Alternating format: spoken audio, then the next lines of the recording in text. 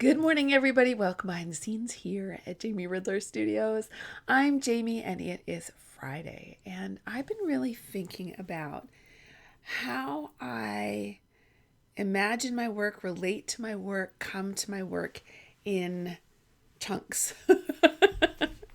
Seasons, years, months is a much friendlier word than chunks, but I wanted to give an example of something that relates to all of them. So, for example, this winter I know is about getting ready for the spring yearbook, another season in the academy, and getting ready for our renovation, including getting through the application process. And if that happened, getting ready to move, and all of that is happening. And then I think about, okay, what is January about? So January was really about the academy, getting journal club going, getting mindful Mondays going, getting the spring studio yearbook written and ready to go. February is about getting the studio yearbook in the hands of people. It's about awakening my dance class, and it's about the pre-preparation to get ready for our move. March is going to be all wrapped up in getting ready for that move, packing up everything, doing all the logistics, making arrangements for the reno to begin. And then in April, hopefully we should start. And so that's how my mind thinks. And then at the beginning of the week, I look forward and I'm thinking about that context. In that context, what's this week about? So this past week was the first full week of Awakenings, and it was about wrapping up the sale of the print edition of the Spring Studio Yearbook. You can still get the PDF version, and I hope you do. And then I know that next week is all about production. It is about getting that yearbook printed. It is about getting the postage printed. It is about having all the materials ready to start putting everything together as soon as those yearbooks arrive on the studio doorstep. And then I can think in terms of the day. Okay, in the context of that being the priorities for this week, what am I going to do today? And this is the way I plan. So I just wanted to share that with you, especially for those of you who've done planning day with me and want to see how we break it down once we move out into the year and we start getting closer and closer and closer to working with a season and then a month and then a week and then a day. It really is how I do things. And one of the things it does is it really prioritizes certain things, that moves them up to the top of the shelf, and you're very clear on, oh, this month is about that for me. And so, yes, I can do this, or I can do that, or I can do this, but I'll have to say no to that, that, and that, because this is my priority. This is my focus. This is where my energy is going in order for me to make this happen. And it really does all start with knowing what you want to make happen, what's stirring in your heart, what's wanting to come to life through you. I was thinking today too, though, about, one of the boxes in the studio yearbook. The studio yearbook is a seasonal guided journal that really supports your creative practice for the season. And one of the boxes we fill in every day is the inspiration box. And we don't just passively look back at the end of the day and go, did anything inspire me today? I don't think so. Instead, we start getting used to every day I'm going to look for inspiration. I'm going to develop an inspiration practice. I'm going to tune my inner radar to pick up on inspiration. And some of those inspirations will turn into ideas. Some of those inspirations will shift who you are. Some of those inspirations will fill your well. Some of those inspirations will turn into dreams and projects and daily to-dos. One of the things I also want to note about that is how much of our creative lives happen in here. We tend to acknowledge a creative life that can be seen from the outside. So we acknowledge that that's a book that was written, that's a dance that was done, that's a painting that's on the wall, that's a collage that's been made, journal pages that have been written. But a lot of the heart of creative living is ideas and imagination and engagement and taking part in inspiration, curiosity. how we show up to those things, so that really a creative mind can turn something mundane into something magnificent just through the process of noodling it, being curious about it, wondering about it, imagining about it. And we all have that capacity. And so my invitation for you today and for this weekend in your studio is to noodle, is to engage, is to get curious, is to see how your creativity can come to life inside.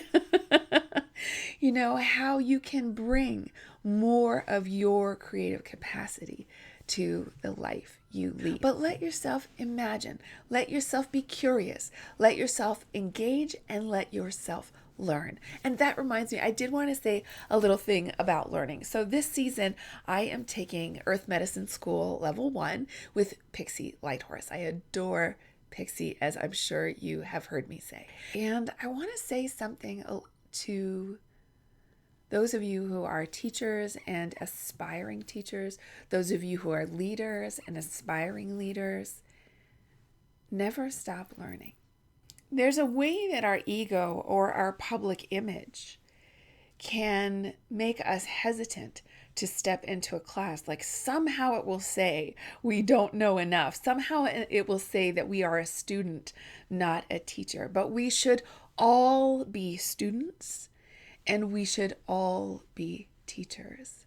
We are in this circle of life together. We are standing side by side, not on top of one another. There are some things I have more experience with. There are some things you have more experience with.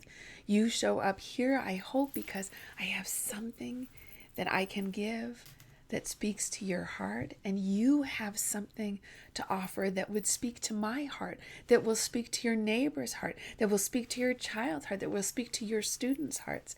And all of that wisdom, we should all be open to all the time. I hear myself saying the word all. And there's this way I'm holding the space for all of it. Never stop learning. Life and everyone in it, everything in it, is your teacher. And particularly as teachers, as leaders, as people who are sharing your body of work with the world, learn from other people who are doing it well and who are doing it not in the way that you love. Because even that is a knowing. When you step into a class and you're like, that welcome was just not, when you have an attitude like that, it tells you something about your welcome, not about their welcome, but about your welcome. You're like, oh, it really matters to me that I'm greeted at the door. I don't like to have to walk in and then find my way. So when I lead a group, I am going to make sure there is someone at the door. Maybe me, maybe somebody else, but that anyone who walks through that door is going to be warmly welcomed. It matters to me. Learn and apply. And this is again that same feeling. Engage, learn, grow. Let it move inside of you. Let it help support and nourish. Let it be the sunshine and the rain and the nutrients in the soil for what wants to come to life through you. It doesn't have to be like a little isolated booth here. We are all a part of nourishing beauty, love, peace, creativity. All of us nourish it together. We can make more of a positive impact in our community when we don't judge things as on top or on bottom, but beside. So, speaking of that, that makes me think of what? Neighborhood. And I have some neighborhood artwork to share with you today. Thanks for people who are participating in the BTS Art Invitational. It's not too late to send me something to go into our neighborhood. I'm just going to grab my reading glasses. All right, here we go. Let's see what we have. I'm very excited. So we have something from Cynthia. Hey, Cynthia, thank you so much for sending something to the Art Invitational. Oh, I love, she's sent a card that is about home. A house is made with walls and beams. A home is made with love and dreams. Thank you so much, Cynthia. That was for a blessing for the reno. I felt it right away. And thank you. She's reminding me to stay connected to how beautiful it will be in the end while we are in the process. And look, she has sent something here for us. So I just feel so moved, Cynthia, by what you've done here. Cynthia created this with the power of the solstice and the full moon, and it's a representation of how she imagines this studio. And as I read both your card, Cynthia, and what you've written here for me on the back of this beauty, I feel the magic. I feel the blessing that you're sending. I feel the intention behind it, and it's moved my heart.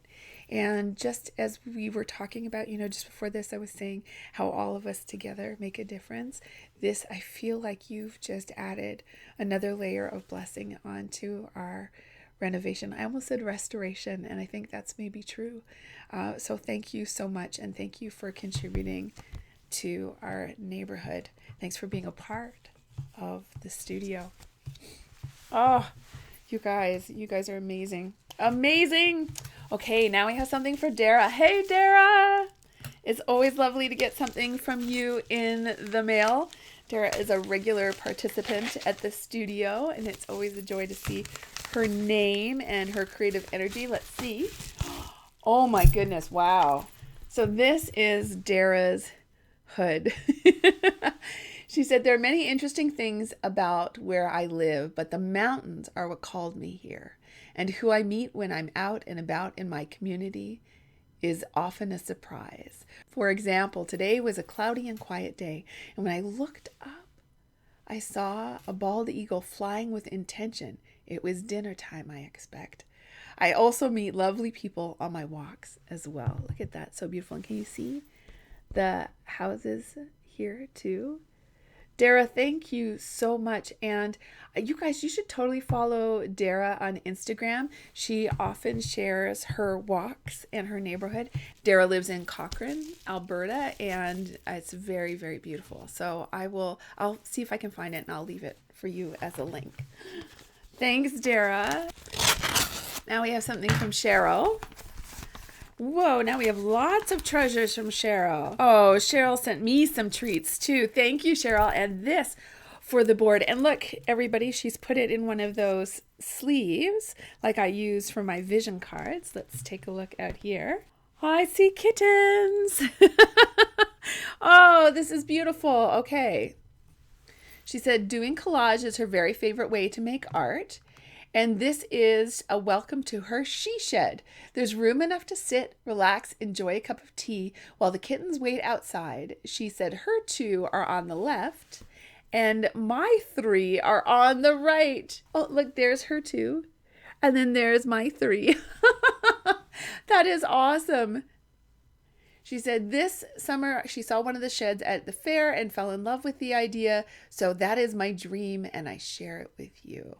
We are sending good love to your dream, Cheryl, and really imagining your she shed coming to life. It is coming to life here. There's a lot of magic going on the board today. Thank you so much for sending pieces of your neighborhood, your imaginative neighborhood, the way you imagine your neighborhood.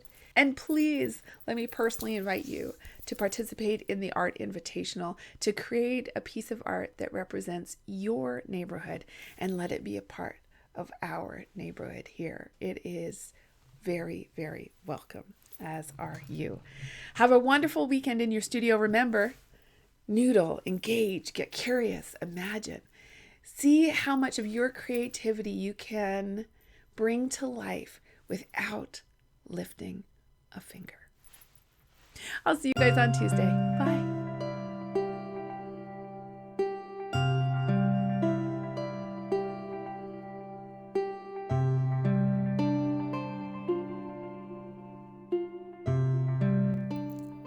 It has been cold, it has been snowy, but oh my, the gift of the sky.